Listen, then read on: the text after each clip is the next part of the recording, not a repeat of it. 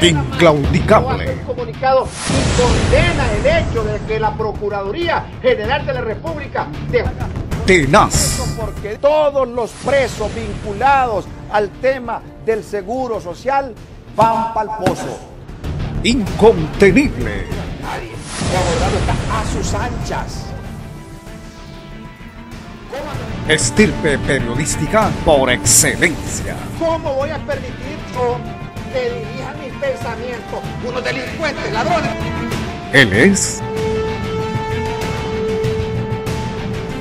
Esdras Amado López. Amigos televidentes, muy buenos días. En el Sol de las Noticias tenemos ya la presencia muy distinguida y muy joven de Marisela Perdomo, licenciada de profesión, ex coordinadora del Frente Nacional de Resistencia en Cortés, actualmente coordinadora nacional de la Juventud Morazanista, subcoordinadora del Movimiento 5 de Julio en el departamento de Cortés. Compartiremos muchísimo más con nuestra invitada de hoy. Bienvenida. Gracias. Gusto saludarla. Gracias, compañeros. Gusto conocerla personalmente, a Marisela, y tenerla aquí en el programa El Sol de las Noticias. Es un honor, desde la costa norte de Honduras. ¿Es sanpedrana o allegada a San Pedro Sula o de qué municipio de Cortés? Ya empezamos, ¿verdad? Sí, claro. Buenos días, compañeros, muy halagada, ¿verdad?, por el espacio que me han permitido, pues, la invitación a acudir muy congratulada para poder, pues, compartir con el gran auditorio que tiene este canal, ¿verdad? Y sobre todo, pues, como mujer, como juventud y pues también como participante, ¿verdad?, en la vida política de nuestro país para poder tener incidencia en las transformaciones que todos necesitamos. Pues respondiendo a su pregunta, le comento que mis padres maternos y paternos, ¿verdad?, son de origen del departamento de Ocotepeque, ¿verdad?, con mucho orgullo. Entonces vengo de una familia luchadora, ¿verdad?, de una familia de campo, de una familia que pues la meta siempre ha sido sacar adelante a sus hijos, ¿verdad?, por medio de la educación, que es algo esencial, ¿verdad?, en la vida de todo hondureño. Y pues emigraron, ¿verdad?, aquí a las costas, a San Pedro Sula sobre todo, ¿verdad?, y pues ahí me crié, ¿verdad?, y desarrollé. Pero usted es de Ocotepeque. ¿De ahí del mero de la ciudad de Ocotepeque o de algún municipio? De Lucerna, sí. Lucerna. De ahí son mis abuelos paternos y maternos, ¿verdad? Yo nací en Lloro, ¿verdad? Pero como al añito de haber nacido ahí, pues mis papás se mudaron a San Pedro Sula. O sea que y migrante usted. Migrante dentro de Honduras. De todos lados, sí.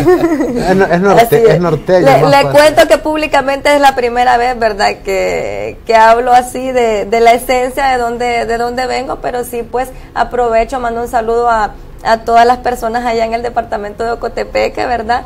Un lugar bastante necesitado, sobre todo de la incidencia de la labor administrativa pública, ¿verdad? Es un departamento bastante olvidado, con mucha necesidad, y pues también vamos a trabajar. Pero este municipio es fronterizo hacia el lado de El Salvador o a Guatemala. Está cerca de Nuevo Cotepeque, ¿verdad? Entonces, y Nuevo Cotepeque pues también es fronterizo de ambos países. Pero usted no se quedó con el cantadito de ellos así al estilo Chapín. Hola, ¿cómo estás? No, no, como no me crié ahí, ¿verdad? Sino mis padres son de ahí. Ahí solo el amigo que siempre se identifica con nosotros. Walter Aguilar. Walter Aguilar. Ese. Pero no crea bien que cuando voy se me pega.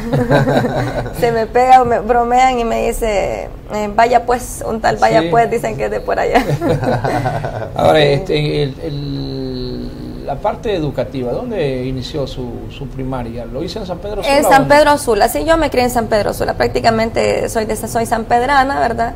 Y sí, desarrollé mis estudios primarios, la escuela en la educación pública, en la escuela urbana mixta 1 de febrero, ¿verdad?, allá de la colonia Satélite. Seguí mis estudios en el Instituto José Trinidad Reyes, ¿verdad?, un instituto también, una institución muy reconocida, pública también. Luego, pues ya mis padres, con un poquito más de esfuerzo, de sacrificio y de capacidad económica, pues continué mis estudios de carrera, ¿verdad?, en el Instituto Departamental Evangélico Ana Dorotea Vector, también conocido como la Misión Evangélica, ¿verdad? Y luego, pues, mis estudios de universidad en la Universidad Tecnológica de Honduras, donde pues me gradué con una licenciatura en Administración de Empresas. Luego continué una maestría en la Universidad de San Pedro Sula. Tan joven, pues, y con una carrera Qué interesante que la gente se dedique a la educación. Alan. Sí, no hay duda. Y quería consultarle en relación a el San Pedro Sula, en el cual usted creció, el San Pedro Sula que tenemos hoy, de las ciudades más peligrosas del mundo. Pero eso es lo que se le está vendiendo. Pero San Pedro es una ciudad agradable, de gente muy especial y de gente muy agradable. Amo San Pedro Sula, me encanta San Pedro Sula, creo que no cambiaría, a excepción por la delincuencia, ¿verdad? San Pedro Sula por ningún otro lugar. Hay cosas bien particulares, ¿verdad?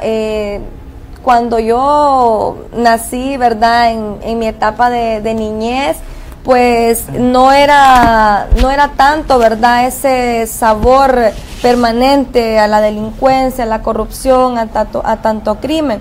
Y sí, ¿verdad? En estas últimas décadas la cuestión pues se ha profundizado, lo cual lamentamos como ciudadanos y lo cual nos preocupa. Es por tal motivo que como mujer, como joven, como ciudadana responsable, hemos tenido, ¿verdad?, el involucrarnos en la cuestión política a raíz del golpe de Estado, ¿verdad? Y hemos tenido pues cierta incidencia, lo cual también invitamos a la demás ciudadanía que se siente pues apática, se siente con un cierto nivel de abulia, ¿verdad?, de conformismo, de no participar, y también lo comprendemos porque la corrupción a veces nos corre de las organizaciones, de movimientos, pero yo los invito sobre todo a la juventud a que participe, a que se involucre, a que le interese, porque solo de esa manera nosotros podemos cambiar en poco o en mucho, ¿verdad?, la situación de nuestro país. Volviendo a las raíces, a su sí, porque política vamos a tener tiempo en la última parte, y prepárese porque va a estar buena esa parte política.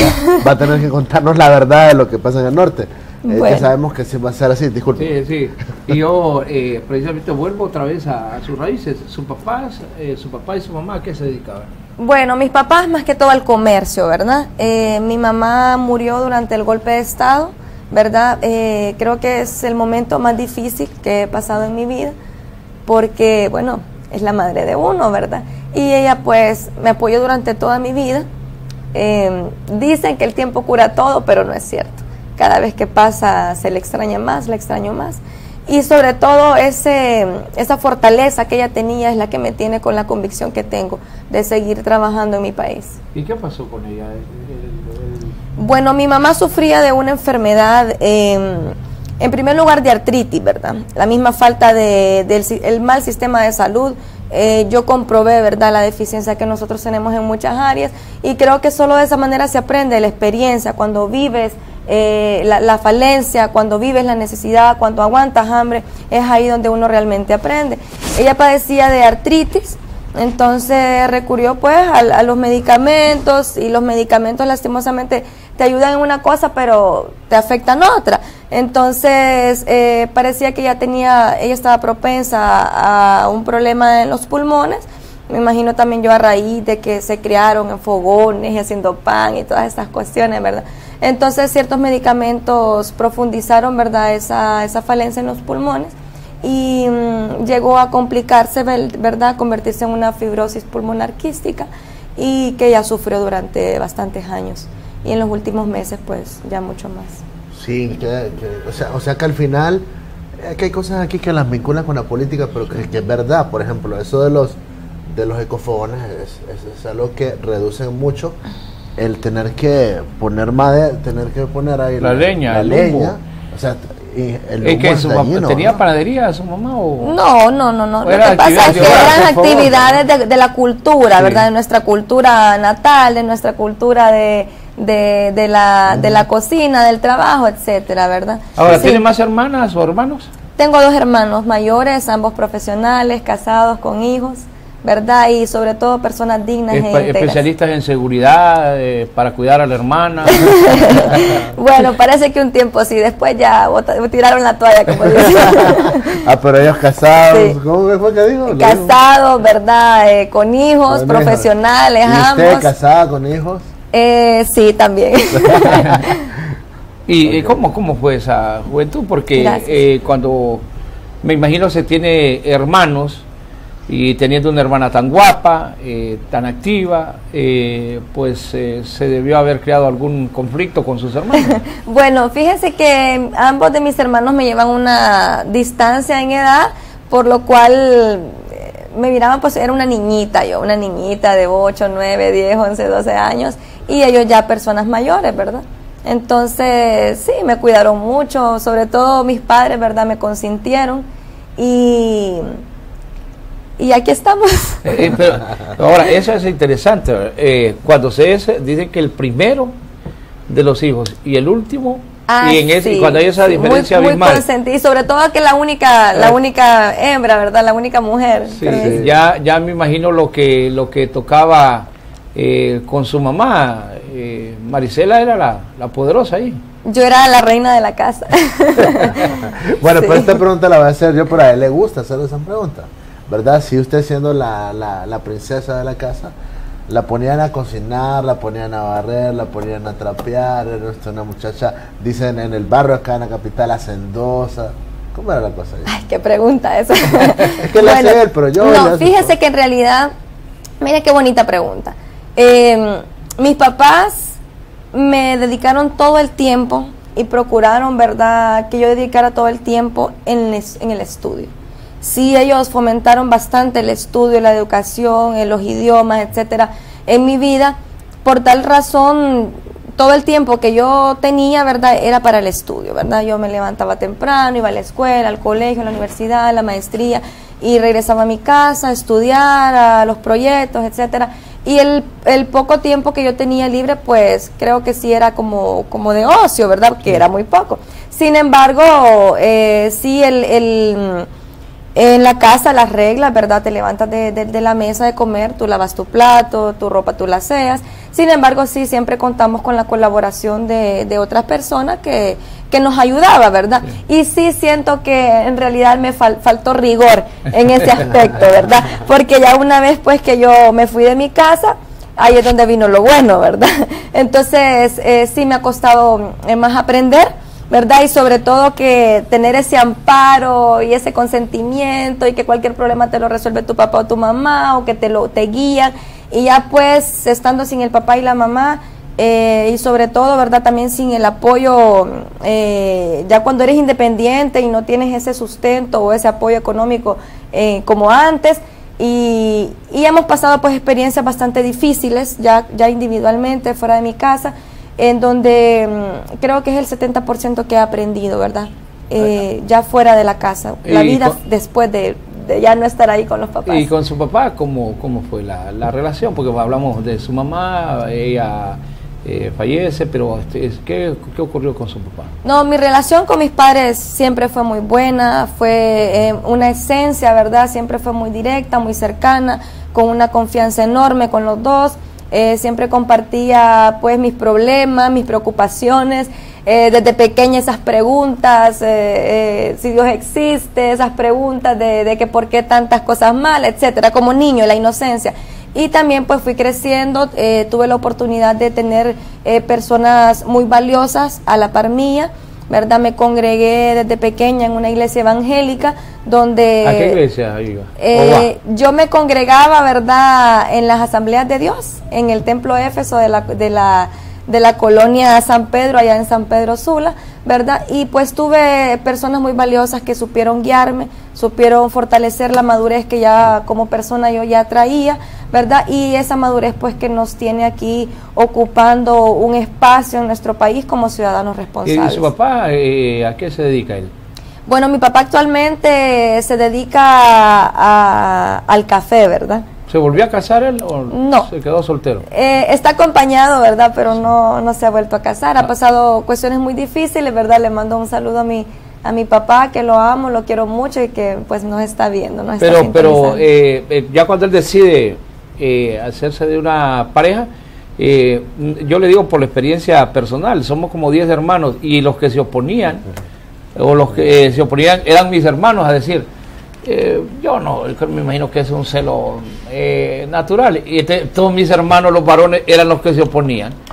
No, es que mi papá le apareció una novia ahí y todos los hermanos opuestos, no, y mis hermanos un poco más tolerantes de ella, Y les decía yo, bueno, ¿y por qué se lo ande el hombre? Que él tiene también derecho a hacer la vida. No hay nada peor que la no le aló usted las orejas por eso. Usted, Javier, y sus preguntas, ¿verdad? No, claro que como mujer, como hija, ¿verdad? A veces uno con sinceridad siente una cosita ahí, ¿verdad? Pero la madurez también le permite a uno entender, pues, que el hombre, por naturaleza, bueno, ahí está Adán y Eva, ¿verdad? No puede estar solo. Entonces, y además la sociedad, ¿verdad? La componemos un grupo de personas y todos necesitamos cierto nivel de compañía. Y en el caso particular suyo, ya, bueno, el estudio, en medio del estudio, aparece ahí su príncipe azul o rojo, porque para ahí mire, libre, ahí no sé qué color es todavía.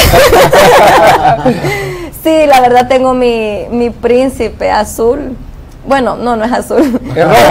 Tiene que ser rojo negro porque tengo mi príncipe que más que mi príncipe, pues ha sido mi compañero, ha sido mi guía. Es una persona fundamental, esencial en mi vida. Es una persona que me ha enseñado bastante, ¿verdad? Me ha permitido conocer Honduras, sobre todo, ¿verdad? Él me lleva 14 años.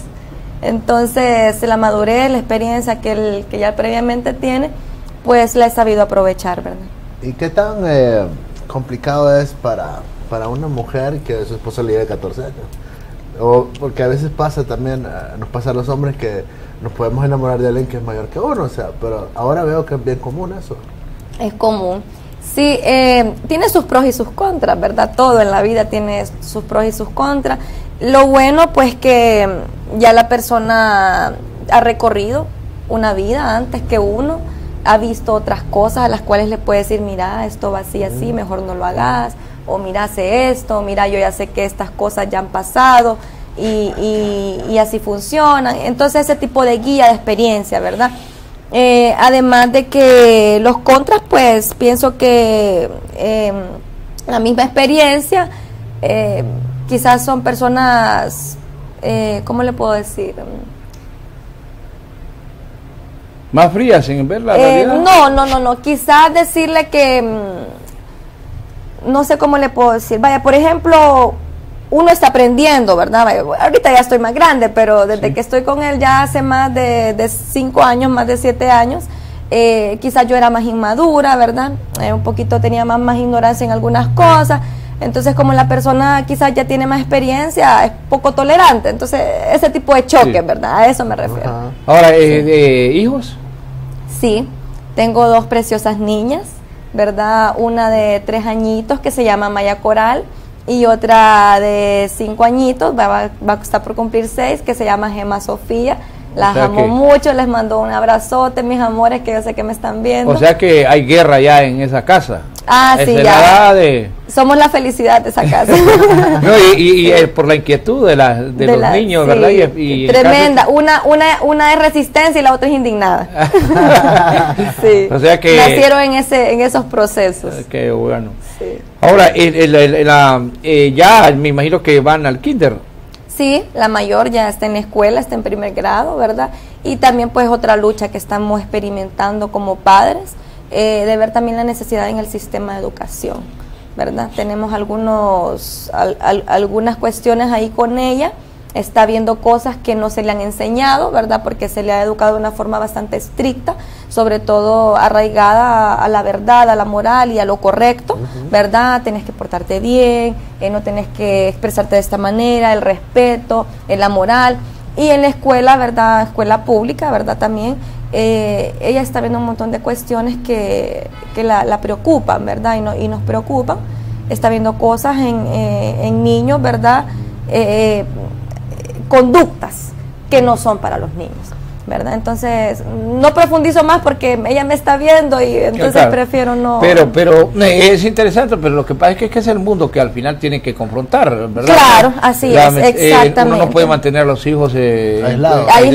Y para eso pues también pienso yo que hay que prepararlos, ¿verdad? Sí. Y saber cómo contrarrestar, porque tampoco es que vamos a educar a nuestros hijos para que se adapten a un sistema que está, claro, que está fallido, ¿verdad? Sí. No los vamos a adaptar. porque eso es lo que está pasando en la actual sociedad. Las personas nacen, se están desarrollando ya adaptados a un sistema que no tiene una conducta correcta. Entonces eso es lo que también nos tiene así, Javier y compañeros. Sí, lo que pasa es que en el sistema público nos tenemos que enfrentar a eso. Sí, no, me refiero en forma general, ¿verdad? En forma general. Y sabe que no es nuevo, sí. Nos pasó, a usted le pasó. Sí. Yo estuve en pública, toda mi educación es pública. Y me tocaba en el colegio enfrentarme, digo yo, para una terminología, a mis compañeros que fumaban. Fumar. Y nunca lo hice, pero por convicción. Y después la presión que sentía es que diversificaba, vamos a ir a beber.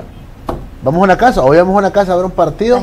Y yo me quedé impresionado que iban con las bolsas de cervezas, de igual. Entonces yo, ¿y qué pasó? No, es que vamos a beber, vas a tomarte una presión salvaje que se sentía, y en su tiempo también, y ahora ahora la diferencia es que ahora es peor. Yo creo que, bueno, pero es lo que tenemos una sociedad, y aquí es lo que ver cómo uno, yo en el caso de mis hijos, siempre tuve ya son personas mayores, pero siempre tuve el cuidado de, no, más que el cuidado no, sino que dejarlos que ellos vivieran su propia experiencia. Y yo solo me he ido encargando de guiar, ¿verdad? Cuando había alguna pregunta, mire, fíjense que tal cosa, no, esto pasa por esto y esta razón. Y gracias a Dios están bien orientados en ese sentido. Pero su experiencia como madre, la primera vez, porque uno de hombre ve el niño, se alegra, a la niña, la chinea, y empieza uno desde ese momento a vivir una experiencia agradable como padre, pero el de las madres es mucho más, porque tenerlo en su vientre, de ahí verlo nacer o verla nacer y tenerlo. ¿Qué experiencia vivió Maricela en ese momento? Bueno, creo que como madres, las que han sido madres, ¿verdad? Y están por serlo, conocen ese sentimiento, esa esencia, ¿verdad? Donde la naturaleza nos recuerda la función que como mujer, al convertirnos en madre, nos responsabilizamos en tener, porque más que un sentimiento y que lo que sintamos y lo vemos y lo experimentamos, es el compromiso y la responsabilidad del rol de madre, ¿verdad? Y que también pues en el actual sistema tenemos que enfocarnos las mujeres. Yo sé de que el sistema nos hace pues dejar a nuestros niños desde 3, 4 meses por irnos a trabajar, a ganarnos nuestro salario para poder darle comida, para poder hacer todas estas cuestiones, ¿verdad? Yo agradezco, ¿verdad?, la colaboración pues de mi pareja, ¿verdad?, que también pues es un hombre ha sido un padre muy responsable, muy apegado a sus hijas. Y sobre todo que he tenido la oportunidad de estar con ellas, ¿verdad? He tenido la oportunidad de trabajar en algunas cuestiones que me han permitido estar con mis hijas. Entonces, ahí he comprobado yo pues la importancia que debe tener el hogar, el núcleo familiar, de que el padre o la madre esté por lo menos en cierto porcentaje de tiempo con sus hijos, ¿verdad? Porque el mejor ejemplo y la mejor guía pues somos nosotros los padres. Y claro, lógico que con la edad que ellas tienen pues apenas empiezan la vida, están chiquititas. Y a veces yo siempre fui y he creído que el lugar donde mis hijos siempre sintieron libertad fue en el hogar. Nunca hubieron restricciones, no entre aquí, no toque aquí, no se suba ahí, no. Ellos nunca tuve yo que reprimirles en ese sentido, sino que yo decía, mejor que sientan libertad en la casa para que se sientan agradados de estar en casa. Así es. Y de aquí empieza bueno, siempre es difícil, porque uno dice cuando nace, cuando va, que tiene 5 años, cuando tiene 10, y ya cuando le empiezan a llegar los enamorados ahí, por muy preparado que esté. Tengo un amigo que cuando tenía solo el hijo varón, andaba buscando, ¿verdad? Y proponía, pues, ahora que tiene una hija, si hay algún padre que tiene un varón y es pretendiente, ya no le gusta, lo mantiene a la distancia, ya anda queriendo comprar hasta pistolas y cosas de así, que nunca ha usado armas. Pero es interesante. Esta sociedad, ¿qué trabajos ha tenido usted durante este tiempo? ¿Es administradora de empresas y maestrías y tantas cosas? Yo, bueno, me dediqué, ¿verdad?, a los estudios en la administración, También estoy pues por empezar otros estudios ya con mayor incidencia en la cuestión social y política, ¿verdad? Y más que todo nos hemos dedicado al turismo, ¿verdad? Mi compañero tiene estudio en Cuba, ¿verdad? Turismo, y nos dedicamos al turismo pues desde ya hace varios años. Vivimos en Roatán 2 años antes del golpe. Lamentablemente pues la situación que vivimos en aquel momento, ¿verdad? Se vino abajo el turismo en todo el país, sobre todo pues en las islas, ¿verdad? Que es donde hay pues mayor potencia de esta actividad. Entonces tuvimos que pues regresarnos aquí, cerramos nuestra empresa que ya la teníamos pues en marcha, y ahorita pues también estamos queriendo volver a incorporarnos en esta actividad. ¿A dónde está la dificultad para empresas como el turismo? Porque nos dicen que esta es la industria sin chimeneas y que aquí nos muestran que hay, y es la realidad, sí, bonitas playas, bonitos ríos, montañas, valles, lugares agradables donde podemos ir, pero usted que ha estado metida en el negocio, ¿sabe que sin seguridad? Sí, bueno, el problema está como en todo, en el poder y el control y que todo ya está monopolizado, ¿verdad? Esa es la dificultad que todos los que estamos trabajando en esta industria, como en otras, tenemos, ¿verdad? Que donde usted quiera tener incidencia o tener una actividad que le genere ingresos, ¿verdad? Y que también pues contribuya de alguna manera con su familia y con el país, el problema es que ya está manipulado, ya tiene dueño, ya está controlado. Ese es el problema.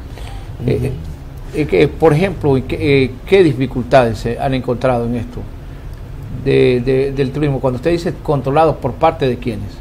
Bueno, todo usted sabe, ¿verdad? Que en la industria en la que usted quiera tener incidencia, ya el mercado, porque hay un mercado, ¿verdad?, que nosotros conocemos, entonces ese mercado al cual va dirigido el producto, el servicio que usted va a brindar, ya está acaparado, ¿verdad? A eso me refiero. Y si usted quiere, tal vez hay un nicho, ¿verdad?, ahí que todavía no está capturado y usted ahí puede entrar porque no hay competencia, entonces ya viene el mismo sistema, ¿verdad?, las mismas personas que también están involucradas en la actividad, que no quieren competencia, como en todo, entonces ya empiezan las trabas, ¿verdad?, los problemas para activar, ¿verdad?, en esta industria. Bueno, vamos a entrar ya en el tema político. Sí, solo quería agregar un poquito, algo más a esto del turismo. Veo ahora cómo los bancos tienen acaparado esto del tema del turismo. Bueno, todo, fíjese que voy a aprovechar el espacio, ¿verdad?, para hablar de algo que me preocupa bastante, como es la situación de la bahía de Tela, como otros lugares en el país, ¿verdad? Nosotros en Honduras tenemos riquezas, tenemos cosas que no valoramos. Nacimos viendo montañas, viendo ríos, viendo lagos, entonces ya nos parece que es normal y que es común. Pero pongámonos a pensar que hay países y que hay lugares sobre todo que son desiertos, que no hay montañas, que no hay ni una palmera, que no hay nada, ¿verdad? Entonces también este mismo problema es el que nosotros nos ha generado, ¿verdad?, la situación en la que vivimos, porque en nuestro país hace muchas décadas emigraron personas con necesidades de alimento, con necesidades de comida, sobre todo, que es la principal cuestión que como humanos necesitamos, la comida, el alimento. Emigraron a países como el nuestro, altamente ricos, ¿verdad?, altamente con recursos exagerados, y son las personas pues que han venido controlando, los invitamos, ¿verdad? Bueno, no sé si los invitamos, pero les abrimos las puertas en nuestro país, y son las personas que ahora, que vinieron de esos desiertos donde no tenían nada, vinieron a adueñarse de nuestros recursos, ¿verdad? Y no hay problema que tengamos invitados, gente que esté aquí trabajando. El problema es cuando vienen y lo agarran para ellos de forma legal o no legal, entre comillas, y ya son las personas que tienen dueñas de los ríos, dueñas de las montañas, dueñas de los campos, dueñas de la bahía de Tela, dueñas de Trujillo, etcétera. Entonces ese es el punto donde hay que hacer hincapié, que los recursos, ¿verdad?, que nos pertenecen a todos los que vivimos aquí, están privatizados, ¿verdad? Y ese es el problema que nosotros debemos tomar en cuenta. Sobre todo, miren la situación de la bahía de Tela, en la laguna de los Micos, ¿verdad? Han afectado la laguna por construir un campo de golf. Entonces yo pienso que ahí es donde nosotros como seres humanos, como ciudadanos, tenemos que ser más conscientes y valorar qué es lo que vale más, ¿verdad? Si tener un recurso tan preciado, tan hermoso, donde nuestros hijos pueden ver lo que es la maravilla de la vida, de la existencia, donde prolifera la vida, ¿verdad?, que un simple campo de golf, ¿verdad? Sí. Bueno, ya van con los temas. Sí. El tema, porque es tema de actualidad. Vamos a las vacaciones de verano. Vienen las vacaciones de verano y la gente anda, es el momento, y nos dicen que 3 millones de hondureños se han movilizado por la carretera, y te vas por la carretera y sola las carreteras. No, que es impresionante que se mueven 100 millones o 300 millones en Semana Santa, o 400 millones. Pero será de guaro, porque la gente en las playas, usted no puede accesar a una playa, porque ya tiene dueños, usted no puede accesar a un río porque tiene dueños, usted no puede comprarse un plato de pescado porque le cuesta, es más barato comerse aquí un pescado en Tegucigalpa que comérselo en el lago de Yohoa. Aquí yo me voy ahí al mercado San Pablo y doña Gloria me pone un pescado por 70 lempiras, bien adobado, y me le pone hasta la misma cebolla que ponen allá en el lago. Pero si me voy al lago de Yohoa, a partir de esta época de verano, ya me cuesta más de 100 lempiras, 150 lempiras. Y tengo que movilizarme desde el centro de la ciudad a buscar una alternativa para ir a disfrutar del paisaje, pero ya el hacer turismo interno también se volvió costoso. Pero bueno, Alan está emocionado porque Alan lo que quiere saber, Alan anda detrás de la pista de los fraudulentos en Honduras. Bye. Pero bien que nosotros creíamos que solo aquí en Tegucigalpa había delincuentes electorales. Usted participó en la elección interna de Libre. En la primaria. En la primaria, perdón. Sí, en las primarias, sí, participamos, ¿verdad? Como previamente les comenté, tenemos ya pues desde el golpe de Estado de tener incidencia, ¿verdad? En la cuestión política, como mujer, como juventud, y hemos estado pues permanentemente activos, dejando pues mucho de nuestro tiempo. ¿Usted presidió el Frente Nacional de Resistencia? Sí, yo soy, al igual que muchas personas, ¿verdad?, fundadoras de este gran movimiento como fue y es el Frente Nacional de Resistencia Popular, ¿verdad? Este movimiento donde pues se aglutinó la esencia, el fervor, el patriotismo y sobre todo la necesidad y la esperanza de la mayor parte de los hondureños de transformar nuestro país. Estuve desde el principio, ¿verdad? Formé junto con muchos compañeros la coordinación y estuve pues en todas las coordinaciones de esos primeros años y pues ya conocemos luego que el frente pues pasó ya a fortalecerse con un brazo político como es la institución,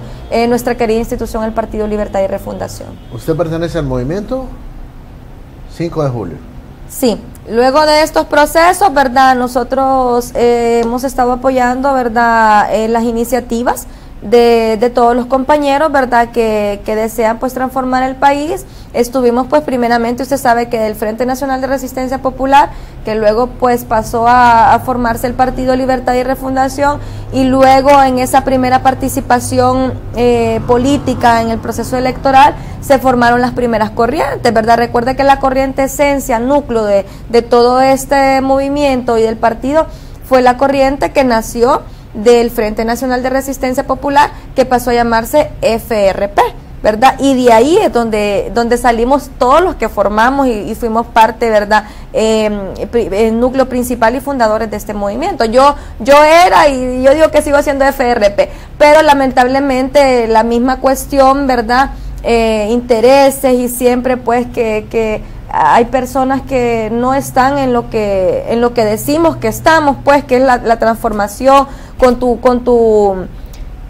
comportamiento, con tu ejemplo, con tu experiencia, es lo que te refleja quién eres y en qué estás, si estás por un puesto, si estás por interés, o si en realidad estamos para cambiar el país. Entonces por eso nos apartamos, bueno, yo me aparté de FRP, y el núcleo donde yo tuve cabida, ¿verdad?, fue el del 5 de julio, que coordina el compañero muy respetado, el doctor Nelson Ávila. O sea que ya, ¿por qué no participó en la primera elección pasada? No quise participar.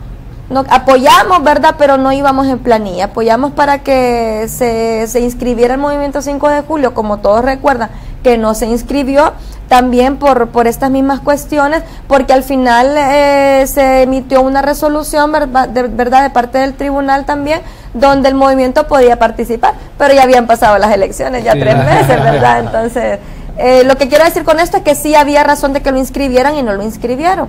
Y es el núcleo que hemos encontrado donde hay reflejo de integridad y de dignidad, ¿verdad? ¿Qué pasó en el FRP?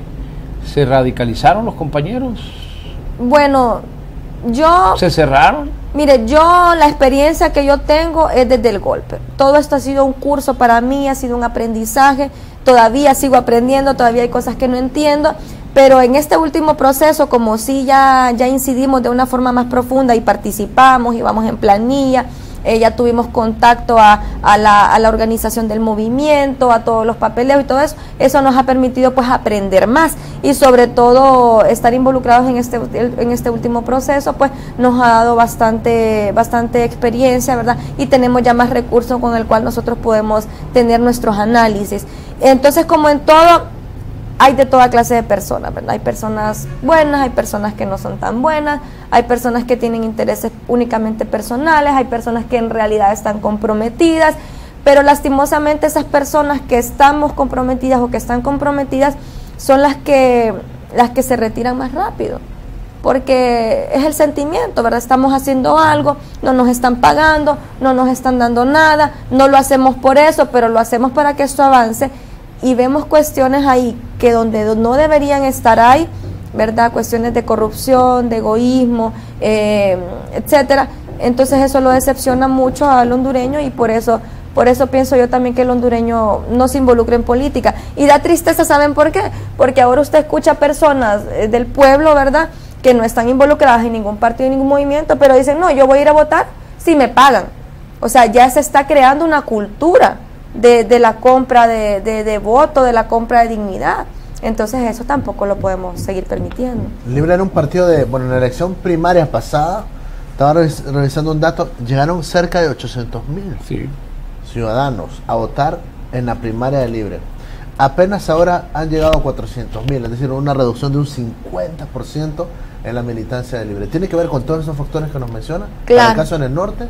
Claro, tiene que ver con todo, y no solo en Libre, en todos los partidos, ¿verdad? Lo que pasa es que el Libre, como es nuestra esperanza, es nuestra esencia, y es el partido que ha estado más fortalecido, porque en los demás, pues nosotros ya sabemos cómo funciona, entonces Libre es como el ejemplo que tomamos, ¿verdad? Y sí, es por todas estas cuestiones, ¿verdad?, que el mismo sentimiento del ciudadano, hay grandes niveles de abstencionismo, digamos, estas elecciones, los resultados que arrojan los tres partidos que participaron en estas elecciones no son los reales, ¿verdad? Hay un nivel de abstencionismo bárbaro que a todos nos debe preocupar y nos debe llamar a la meditación, al análisis profundo y a ver en qué manera nosotros podemos transparentar estos procesos, porque de nada me sirve a mí, entonces que no hayan elecciones mejor, ¿verdad? Que no se gasten esos millones que se gastan en elecciones si al final la voluntad del pueblo no es la que se ve reflejada, ¿verdad? Entonces eso también es una cuestión que tenemos que analizar. Bueno, aparece usted, trabaja durante la lucha después del golpe de Estado, está dentro del FRP, pero dice, bueno, hay una opción aquí política. ¿Cómo toma la decisión de decir voy a ser candidata a diputada? ¿Quién la convence o qué es lo que lo obliga? Porque a veces también uno se siente como una obligación de decir, no, si está comprometido con un proyecto, dice, no, yo voy a participar para que esto pueda ser una realidad. Bueno, yo le voy a contestar eso con una pregunta a ambos. ¿En quién confía más usted y usted para hacer las cosas? En usted mismo, ¿verdad? Sí. En nadie más. Entonces, a raíz de todo lo que nosotros vivimos y experimentamos en este proceso, y siempre yo me he referido, ¿verdad?, y hago el llamado y siempre lo he hecho, a participar, a involucrarnos, ¿verdad?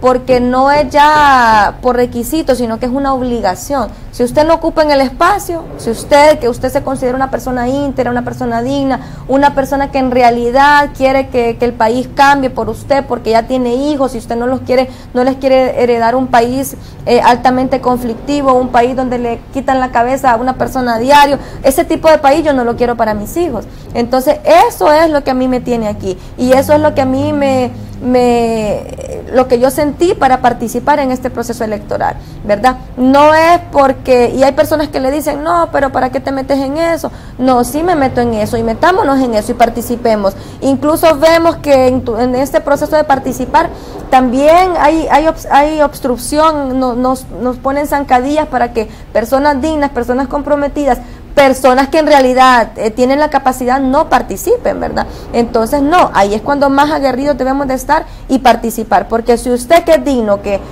es una persona que en realidad está comprometida al país, no participa, el puesto lo va a ocupar un pícaro, y eso es lo que no queremos.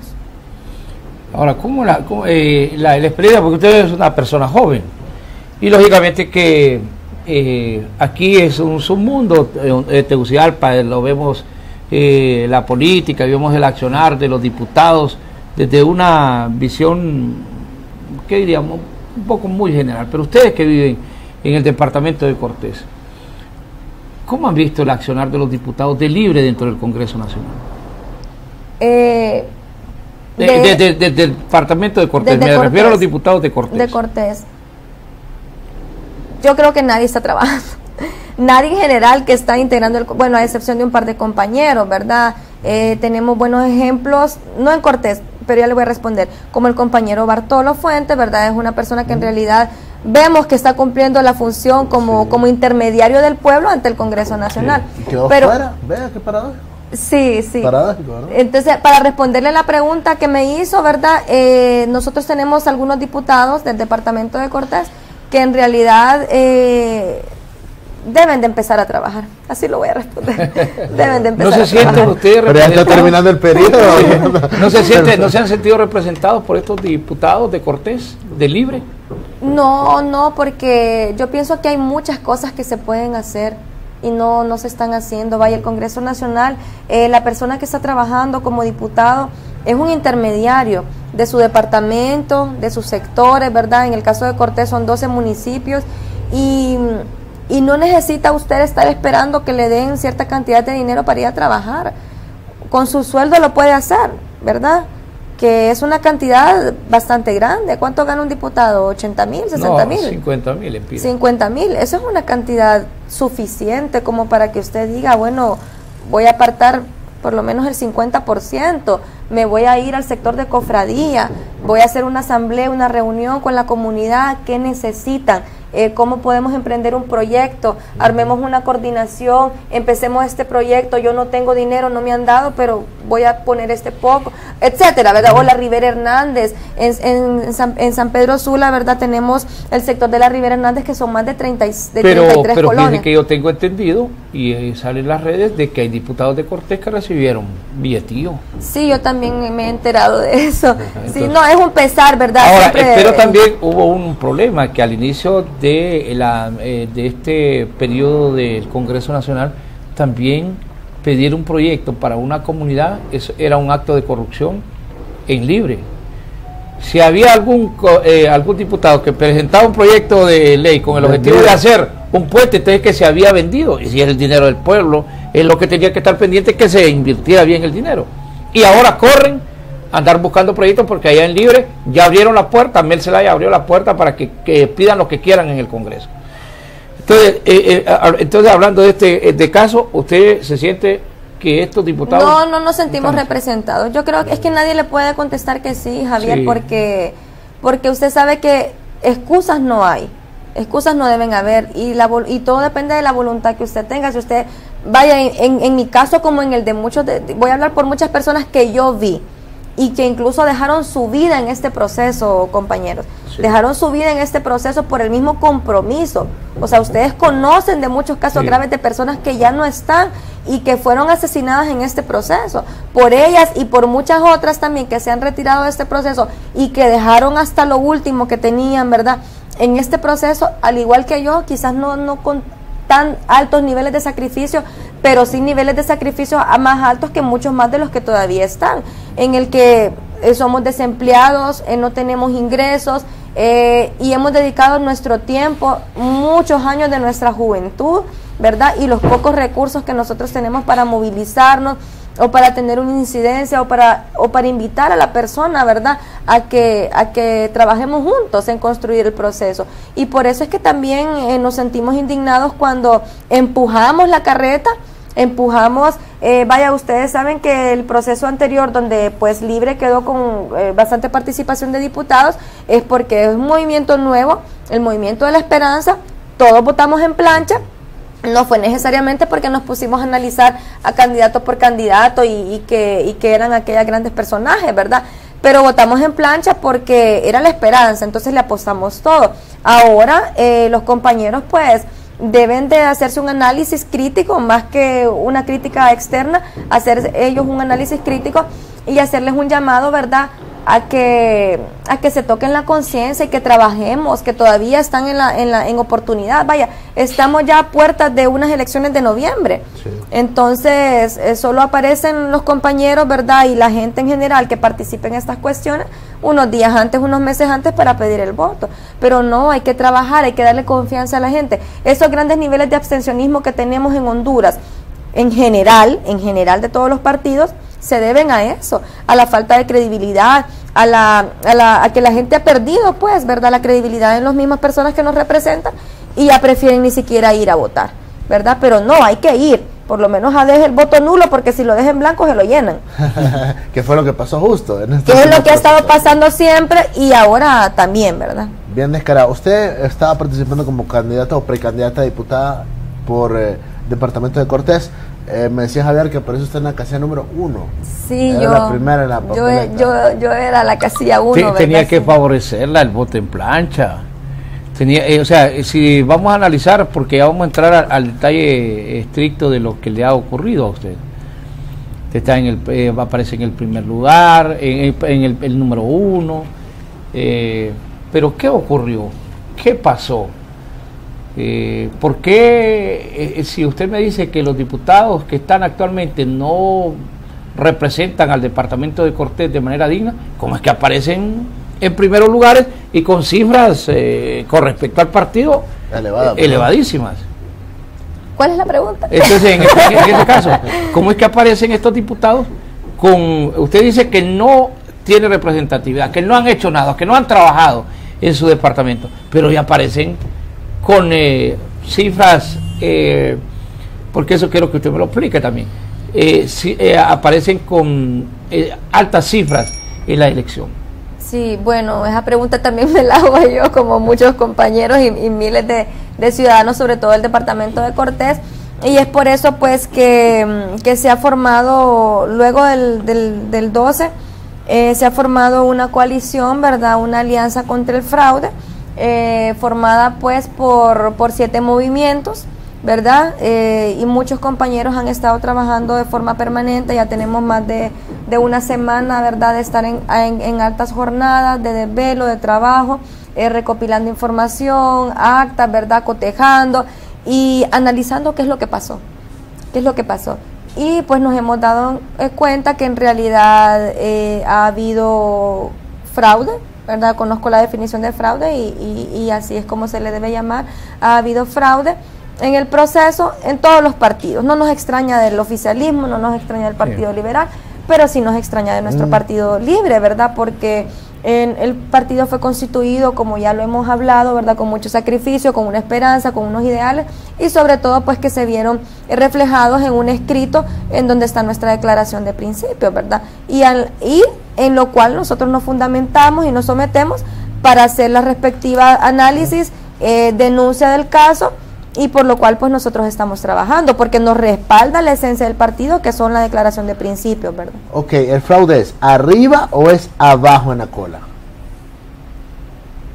¿A qué se refiere? ¿En posición los que van en primer lugar o los que van entrando en la posición 20, de 20, 15 a 20? Mire, yo no tengo mucha experiencia en estas cuestiones, como antes de cámara les decía, o sea, yo participo en esta cuestión política desde el golpe, en este proceso en el proceso electoral pasado participé también, pero de forma administrativa, ¿verdad? Y no llegué más que a estructurar movimiento y a pasar planilla, ¿verdad? Pero ya en este proceso sí ya me involucré de una forma al 100%, ¿verdad? Y de lo que yo he visto, analizado y con la experiencia que tengo, yo le puedo decir que la situación es bien compleja. No podemos decir esto fue así, así, así, porque hubo de todo. Ahora, pero por ejemplo, hablemos de, porque aquí las personas que aparecen en los primeros lugares, y eso es fácil de detectar. Aquí en Tegucigalpa hay un delincuente electoral que aparece, y se llama Jorge Cálix, aparece en una urna 820 votos, y lo más que puede en una planilla, si votaran todos los electores son 300. Por ejemplo, ¿Qué pasó? Arriaga, con nombre y apellido, ¿es la lideresa del Partido Libre en el norte del país Cherly Arriaga? ¿Sí o no?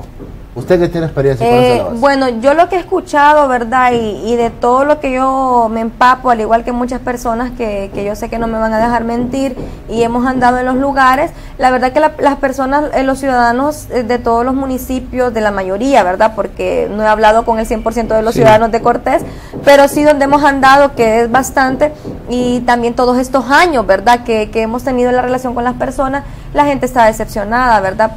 Por lo mismo, porque no lo digo yo, ¿verdad? No lo digo yo, sino que es lo que se siente en el ambiente, de que lo que dice la gente, no han hecho nada.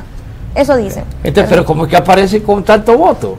Bueno, eso estamos analizando, porque sí en realidad hubo una inflación en los votos, ¿verdad? O sea, no ¿qué han encontrado ustedes, por ejemplo, lo máximo que han encontrado en una urna?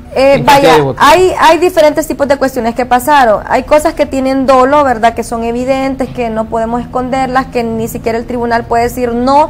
Pero hay otras cosas que también son evidentes, pero que hay que profundizar para demostrar de que ahí hubo una manipulación, ¿verdad? En documentos electorales, etcétera. Pero sí cosas más graves que hemos encontrado, por ejemplo, votaron 23 personas y aparecen los 20 del movimiento favorecido con 575 votos.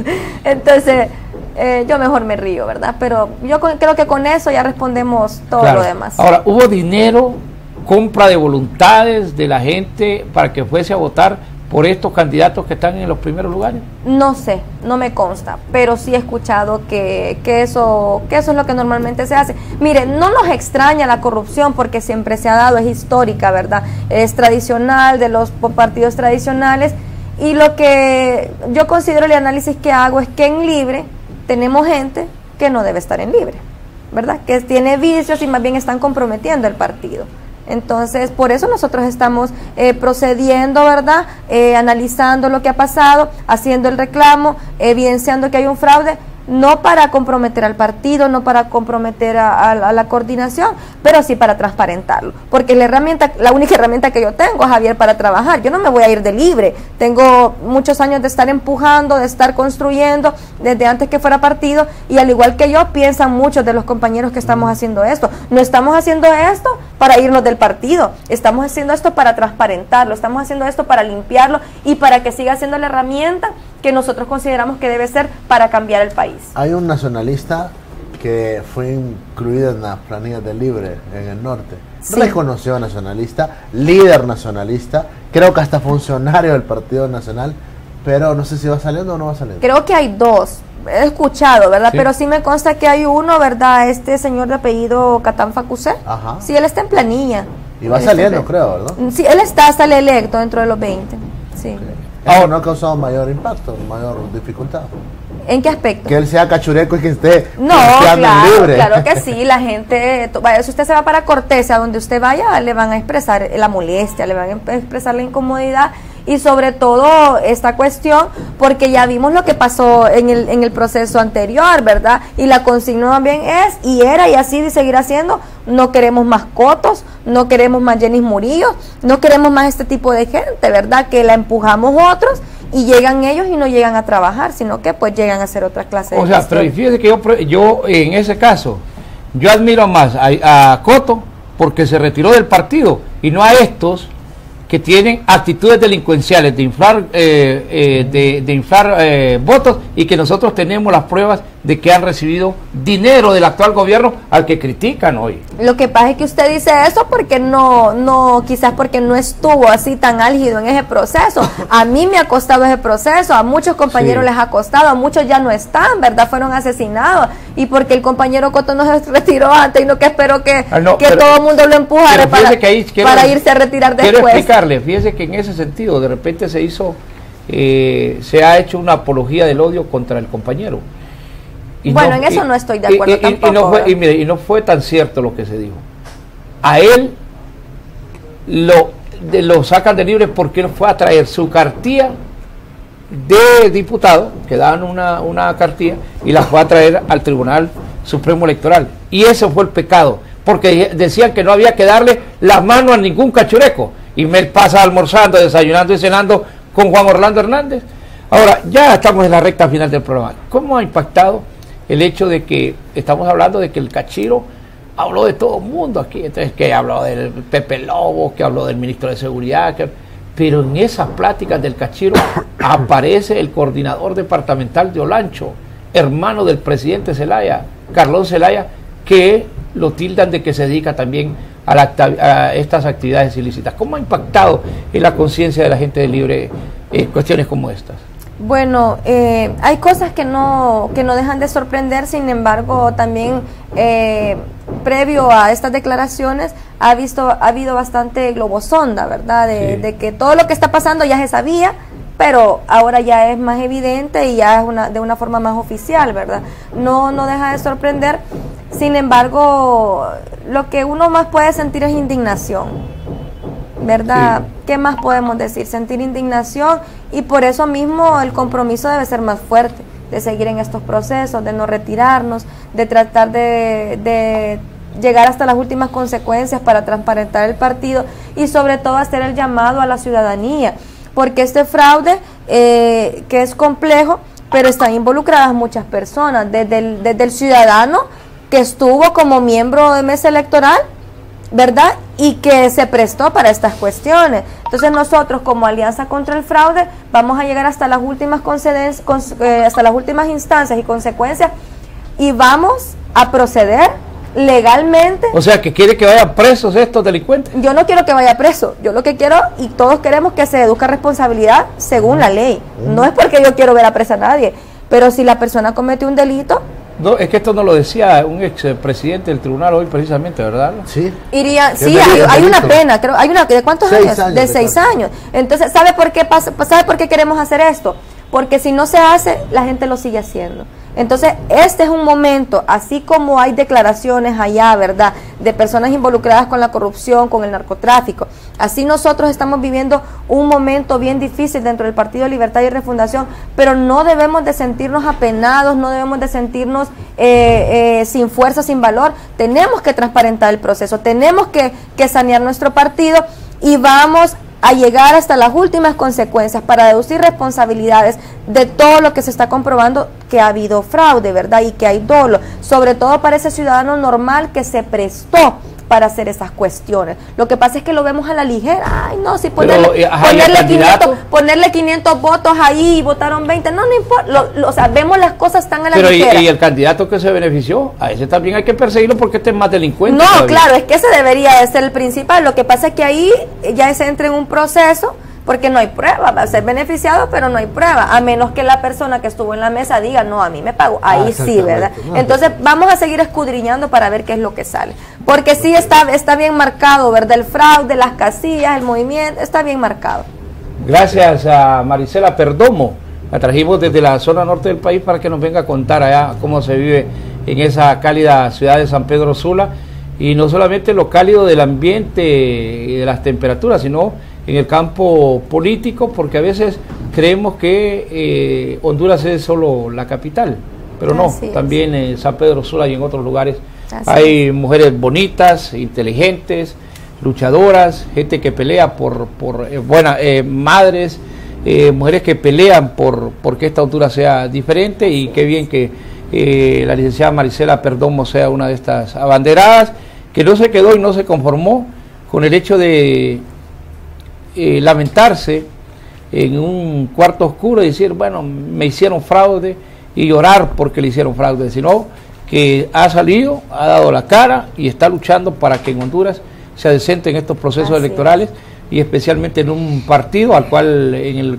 plano particular yo lo quiero, me cuesta, he puesto mi vida en peligro, he puesto la vida de mis hijos en peligro, he creído que es el partido que puede hacer las grandes transformaciones, pero que lamentablemente fue copado en la dirigencia por delincuentes del Poder Ciudadano que ahora tienen a este partido en la situación que lo tienen.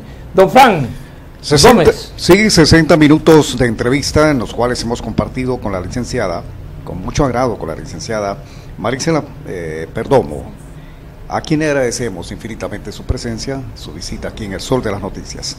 Muchas gracias. Desde Tegucigalpa, para Honduras y el mundo, transmite HRKT, La Catracha, en los 1060 AM de su radio.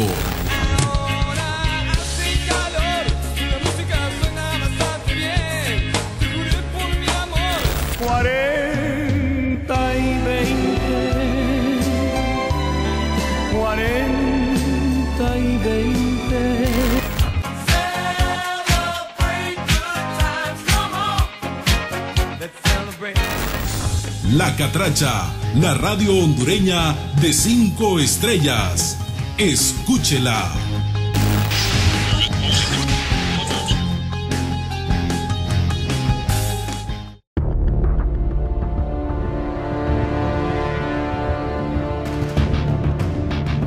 Inclaudicable. Comunicado y condena el hecho de que la Procuraduría General de la República tenaz. Porque todos los presos vinculados al tema del seguro social van para el pozo.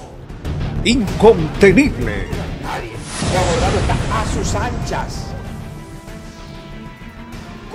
Estirpe periodística por excelencia. ¿Cómo voy a permitir que dirijan mis pensamientos unos delincuentes, ladrones?